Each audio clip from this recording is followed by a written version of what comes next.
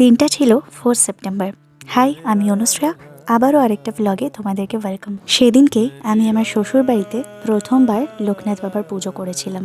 তারই কিছু কেনাকাটা করতে সকাল সকাল বেরিয়ে পড়েছিলাম। স্নানটা করেই গেছিলাম, তাই বাড়িতে এসে শাড়ি পরে তাড়াতাড়ি ফল কাটা শুরু করে দিয়েছিল। এখানে আমাকে রনও কিছু হেল্প করে দিচ্ছিল, ফলগুলো ধুয়ে এনে দিচ্ছিল, আর এদিকে মামনি দুপুরবেলা লাঞ্চ রেডি করছিল। তো এখানে আমি ঠাকুরের জন্য কিছু ফল কেটে নিয়েছিলাম আর 5 রকমের মিষ্টি দিয়ে কুকুরকে স্নান করানোর জন্য রেডি করছিলাম। আমি আর রনু ফার্স্টে জল ঢাললাম, তারপর মামনি জল ঢাললো, তারপর লোকনাথ বাবাকে সুন্দর করে একটু সাজিয়ে দিলাম।